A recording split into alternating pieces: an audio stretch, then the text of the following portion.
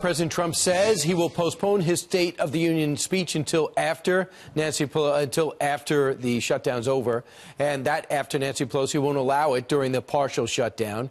West Virginia Governor Jim Justice has been watching this soap opera take place, and he says, "Hey, Mr. President, why don't you come here for the State of the Union address over with him?" Governor, what was the president's response? Do you know?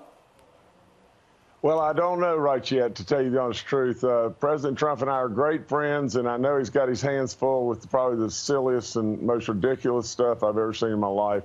This government shutdown is just hurting so many people, and really and truly, I go back to just this. What is he asking for? He's asking for something that will help all of us, to protect our borders, to keep the bad stuff out. And what is the other side doing? The other side is just hitting back and saying, no, because we don't like you. We're not going to do it because we don't like you. I mean, really and truly, the amount of dollars that he's asking for is a gnat on a dinosaur. And what this man has done to change our economy and everything, for crying out loud, why in the world wouldn't we go with him when he's trying to help? But to come to West Virginia, our Capitol complex is beautiful beyond belief.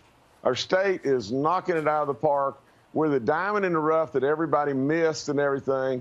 You know, when I walked in the door, we were DOA. Right. That's all there is to it. But between the things that maybe that I've done and the great things the president's done and the great moves on the chessboard and God above, there's been a miracle happening in West Virginia. So it's a great place to come to. We're peoples that love him and we're, compassionate. Yeah, and but he's not going to come. But you understand this, too, Governor. You understand the mindset of a Democrat because you were one a short time ago. You just converted.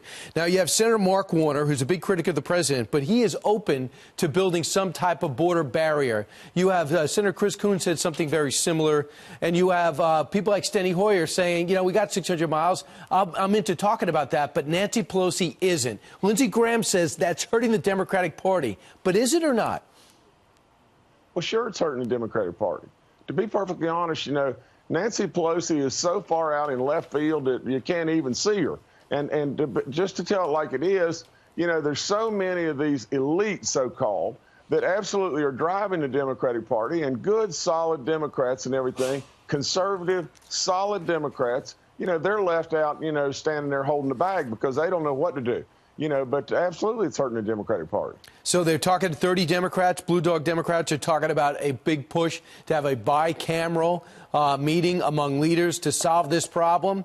And right now we're 34 days into the shutdown. You started by saying your state's been hurt by this. How? Well, our state is not impacted to the magnitude of others, but we still have people that are really hurting here and everything. And there's just no point in continuing this nonsense and everything. And I hope there are 30 Democrats that can think with a clear head and everything. I don't know that be the case. And, whether it be Senator Warner or whomever it may be that is saying, we really are open to some level of something. Let's see it. Where is it at? I mean, they need to come to the table. The reason I switched parties is just real simple. The Democrats were moving in a direction where you could get nothing done, and there was no hope whatsoever. My parents have always been a Republican. I'm an absolute solid conservative guy, and I'm really proud of where I'm at now. Wow. Yeah, and Senator Joe Manchin is somebody they lean on, also from your state, to maybe bring the very liberal Democrats to the middle. We'll see if he can prevail. Governor Jim Justice, the president, I'm sure, heard your offer, appreciates it, but he's right now putting the State of the Union on pause. Thanks for joining us this morning.